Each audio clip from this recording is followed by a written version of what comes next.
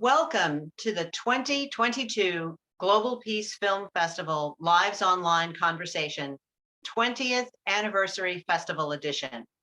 Please join me, Kelly Devine, the Artistic Director, and Nina Strike, the Executive Director, as we welcome Arnie Ray Johnson and Shane King, directors and producers of Rooted, a film that you'll be able to see at our upcoming film festival. In-person screenings begin September 19th and end September 25th, followed immediately by the virtual access beginning September 26th and ending October the 2nd. All of the information about our upcoming events and screenings can be found at peacefilmfest.org. And now let's welcome Arnie and Shane to the conversation. Thank you guys for your film and for your interview today. We're really looking forward to talking to you. Thank you. Thanks so much for having us. Hi, it's good to see you. And let's start this interview by Arnie and Shane. Tell us about Rooted. Shane, I'll let you start this since this is really literally close to Shane's heart. Yes. All right. So I guess in 2002, I moved into the Bayview Hunters Point neighborhood in San Francisco, in the southeast corner of the city. It's pretty isolated from the rest of the city. It's a historically Black neighborhood, and it's been somewhat neglected by the city for several decades now. And shortly after I moved onto the block, part of why I moved here is there's a median strip down the middle of the block that has these beautiful, maybe 100-year-old palm trees growing in the middle of it. And underneath those palm trees was dead weeds and garbage. And the city had looked like had done nothing to maintain the area for a long time. And by garbage, Shane means like refrigerators and cars. They're talking about like some wrappers, food wrappers. Yeah. Yes. Hot water heaters, washing machines, refrigerators. And so I'd only been living here a few months, and one day as I was coming home from work, I saw what I used to call an elder African American. Now we're about the same age as he was then. And he was, down in the weeds doing sort of digging around, and it turned out I, struck up a conversation with him, and he was starting this garden, and it just blew my mind. It seemed like such an incredible idea. And so I got deeply involved in this project. This was back in 2002. And as I was sharing stories about working, what was happening in the neighborhood, Arnie got excited about it as well. And he donated a tangerine tree that's still growing across the street. And he was like, you got to make a film about this. This is such an incredible thing you're working on. And so I did start shooting when we started the project, but there was so much politics within the organization going on, and I was always on one side or another of some, friendly fight with my neighbors. And it was just too hard to actually figure out how to make a film without skewing the dynamics of the organization in some dreadful way, and also just to have the time to make it. So a few years ago, one of our founding members passed away, Jeffrey Betcher, and he, as part of his estate, he owned the house that he lived in, and when it sold, he divided his estate into several nonprofits that he was a part of, and one of the things he chose to do was to fund a documentary about the garden project. So I was very grateful that Arnie had told me to start working on a documentary back then, because I had started shooting a bunch of footage of us working in the garden in the early days. So we were able to use that in the film, and I'm now removed enough from that first 5 years of the project that that's really what we focused the story on, is the really dramatic transformation that happened on this block due to the leadership of these two African American elders. Carl Page was the first guy I saw working out there, and then Annette Smith was the other founding member of the garden. And of course, all the things that were making it most difficult for Shane to make a documentary all those years that I kept pestering about it were exactly the things that I wanted the documentary to be about. So she was like, I can't, like, my life is too important to me. This is so it made sense that we came to as far as telling this story. Not only was it the right time for Shane, but I think in the end, the larger story is what mattered more. And it was great to have started from that perspective of having known where it had come to.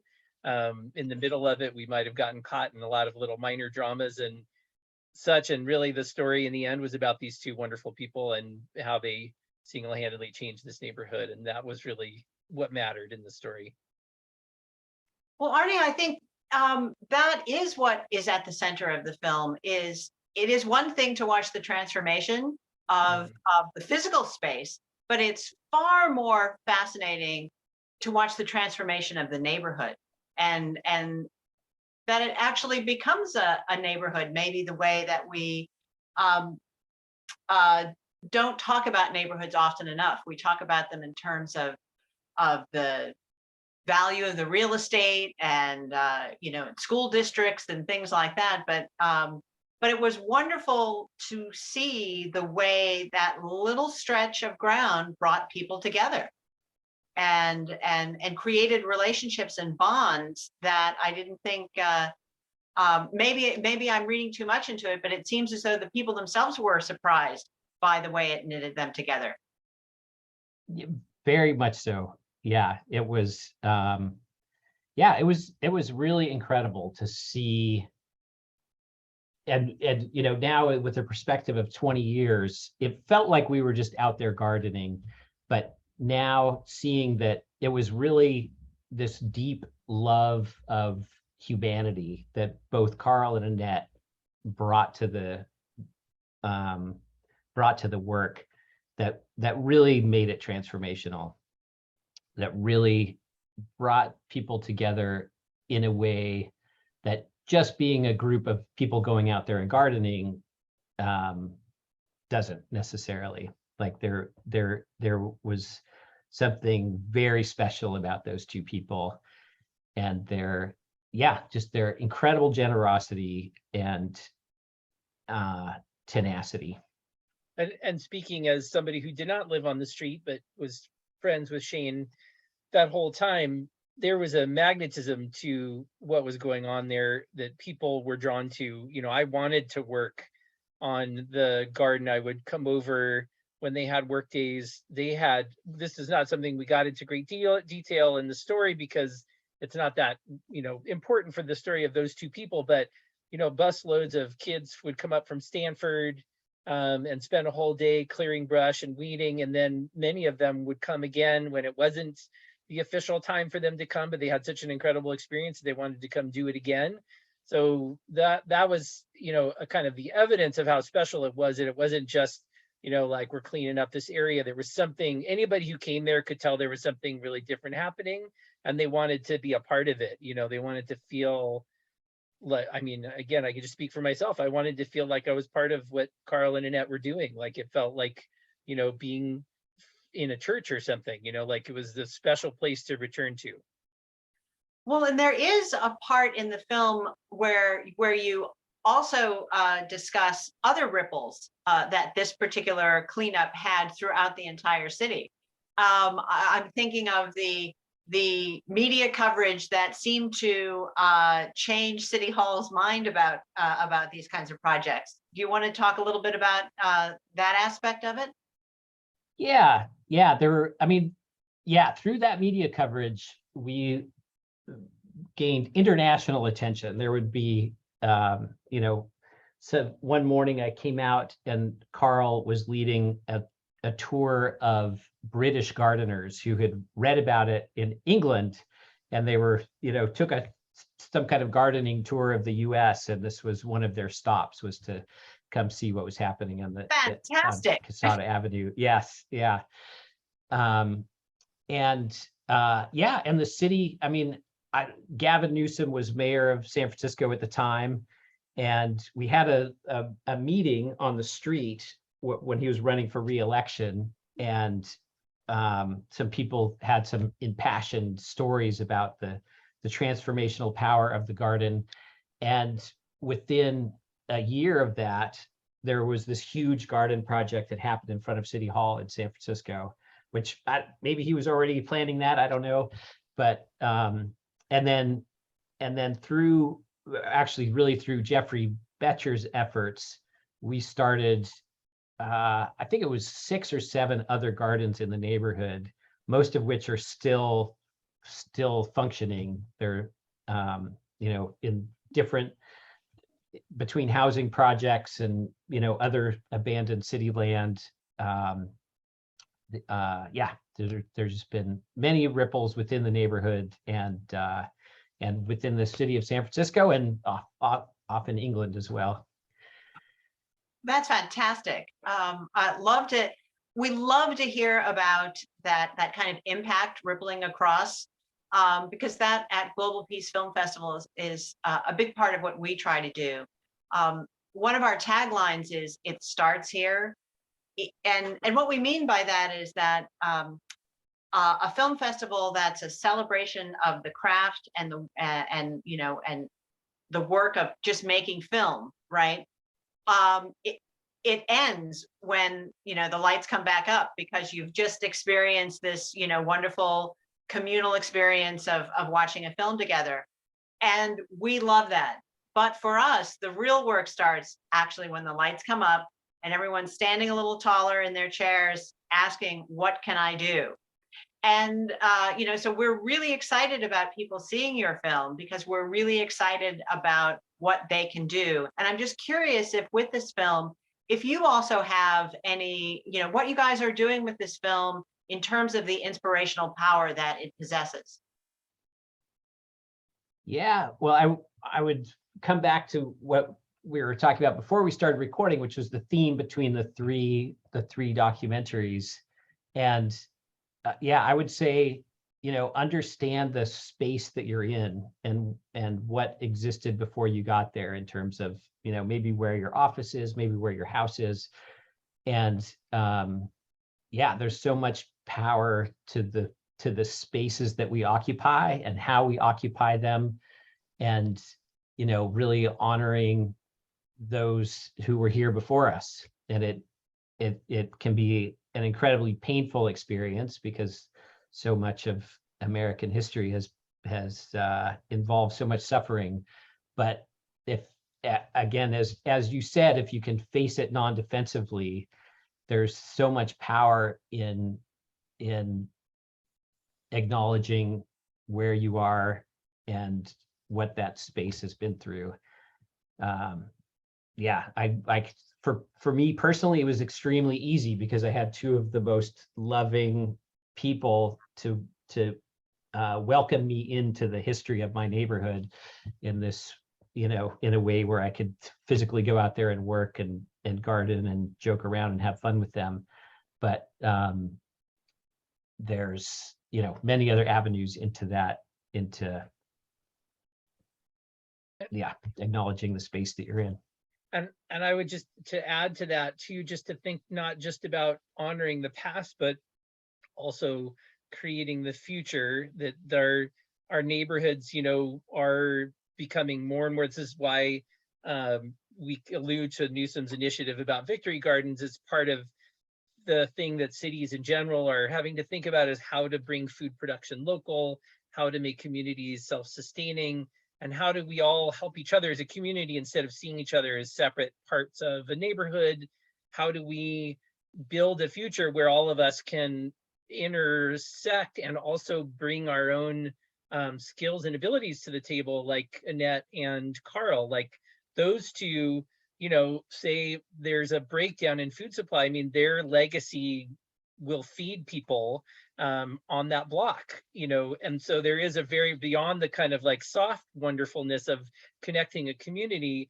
There's also this power in people coming together and creating some kind of future. And I think in the urban world, especially, we talk a little bit in the film about gentrification, and I would say the experiment of like how to improve a neighborhood and not eradicate everything that's there is not something that we've seen succeed very often. It's kind of like curing a major disease. I don't know that anybody has found that code. And so I would just urge anybody who is inspired by these films to look in the neighborhoods around them and think about how you can make it safe for the people who are there and not turn it into then suddenly a place where everybody wants to live and all those people can't afford to live there anymore. And that we see that repeated over and over again. And I think that culturally and socially, that is the kind of thing that can have huge ripple effects throughout our culture, from poor people to rich people to people of color, that those kinds of connections and building that kind of resilient future together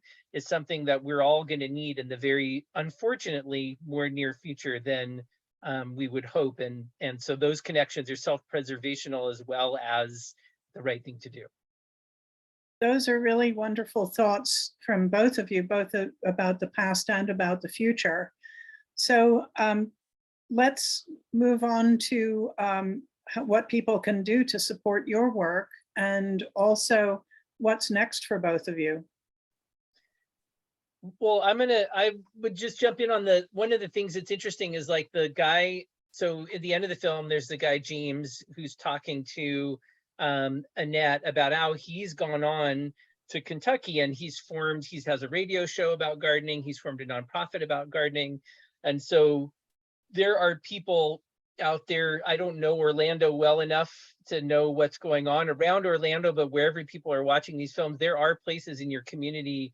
He's not a big time nonprofit, but there are people in every community who are growing small pieces of land and small gardens of metaphorical and real kinds. And so I would, they could certainly search out James if you're in Kentucky, find James. He's on the radio and he also has a nonprofit. And but there are lots of communities like that. Certainly, if you live in the Bay Area, the Casada Gardens Initiative itself can always use support. They help support other gardeners in the area as well as on that median strip too. So certainly they need all the support they can get, but I guarantee you there's a Casada Gardens Initiative in every major city in the country of some kind, and you just got to look. And Shane, do you want to talk a little about what's next for us? Do you have any idea? I'm still stuck in the past. we are working. We do a lot of work for like nonprofits and activists and stuff like that. So we're working on series about. We're working on a whole series of videos about climate change and working to stop that. And we are keeping our. I would say a very large part of our work is still in the world of trying to make the world a better place, and that's kind of our priority right now over making another film for festivals. This one we're really enjoying for now, and then for the next little bit, we're staving off the apocalypse as best we can. That's all, just staving off. That's all. Yeah. Just that little bit. Yeah. Well, we need that. All kidding aside, we do need that. So thank you for that work. And we will definitely, as we get updates from you, steer people, via our own social media channels whenever we get updates on future work that you guys are doing or new films that you're dropping. Please let us know so that we can alert our followers so that they can check it out and support you, throughout. And thank you for Rooted and for your time today. And thank you everyone who's watched this conversation. We've been again speaking with Arna Ray Johnson and Shane King, the filmmakers behind Rooted. If you want to learn more about their work, please go to this website, missionpicturesSF.com. That's missionpicturesSF.com. And you can follow all of their previous work, Rooted, and stick with them to see what's coming up next.